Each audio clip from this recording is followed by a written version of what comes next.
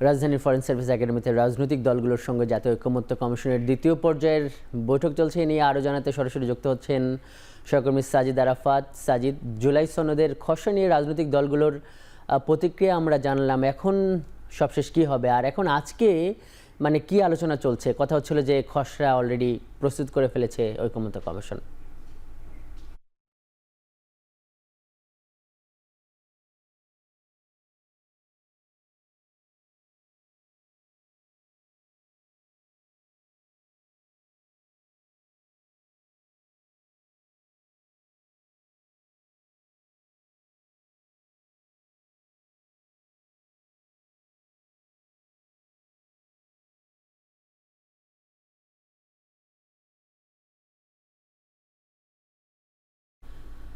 ঐকমত্য কমিশন থেকে যুক্ত হচ্ছেন আমাদের সহকর্মী সাজিদ আরাফাত।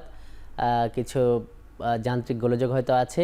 মূলত সাজিদ, যেটি আপনার কাছে জানতে চাচ্ছিলাম, যেটি হয়তো আপনি শুনতে পাননি, সেটি হলো যে এখন কি নিয়ে আলোচনা চলছে, আর যেটি ঐকমত্য কমিশন গতকাল জানিয়েছিল যে তারা খসড়া প্রস্তুত করে ফেলেছিল, তো এখন খসড়া বাস্তবায়নের ব্যাপারে দেখতে পাচ্ছি যে রাজনৈতিক দলগুলোর মধ্যে একটা অনৈক্য আছে বা তারা আপত্তি তুলছে। কি হবে এখন?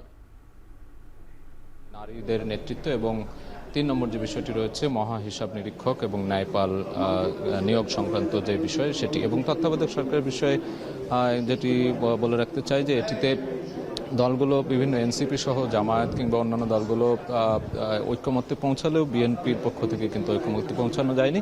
এমন একটি বিষয় আমরা দেখেছি যে এই বৈঠক চলাকালীন সময়ে মাঝখানে দুপুরে যে বিরতি হয় সেই বিরতির মধ্যেই কিন্তু বিভিন্ন দলের প্রতিনিধিরা গণমাধ্যমের সাথে কথা বলেছেন এবং তারা যেটি বলছেন যে তত্ত্বাবধায়ক সরকার পদ্ধতির ত্রয়োদশ সংশোধনীতে যেইভাবে নিয়োগ করা হতো সেখানে যে ত্রুটিগুলো রয়েছে সেগুলোর বিপরীতে গিয়ে 5 সদস্যের একটি কমিটি গঠন করার পক্ষে সবাই মত দিয়েছেন এবং সেই কমিটিতে প্রধানমন্ত্রী, বিরোধী দলীয় নেত্রী, স্পিকার, ডেপুটি স্পিকার এবং তৃতীয় একটি দলের প্রধান যে থাকবেন তিনি, এই 5 জনের একটি সমন্বয়ে গঠিত কমিটির কথা বলা হয়েছে এবং সেইভাবে যদি সেই কমিটি উপনীত হতে না পারে তত্ত্বাবধায়ক সরকারের ব্যবস্থা যে গঠন প্রক্রিয়া, তখন আসলে 2 জন বিচারপতি নিয়োগের ক্ষেত্রেও কিন্তু অনেকে মত দিয়েছেন। তবে বিএনপি বলছে এটিতে বিএনপির পক্ষ থেকে যদি এখনও কোনো বক্তব্য দেওয়া হয়নি, তবে তাদের পক্ষ থেকে আমরা জানতে পেরেছি যে তারা বলছে যে এই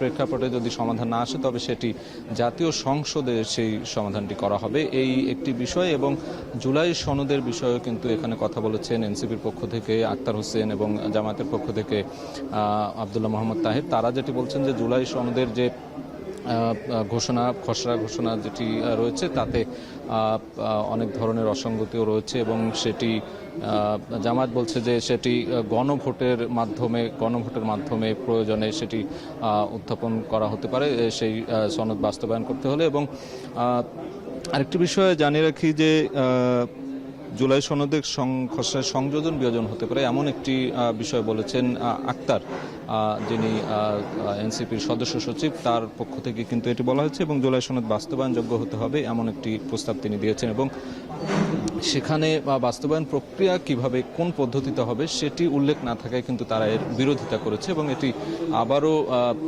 সংশোধনের প্রক্রিয়ার করার যে বিষয়টি তাতে কিন্তু জোর দিয়েছেন আমরা দেখছি এনসিপির নেতাকর্মীরা।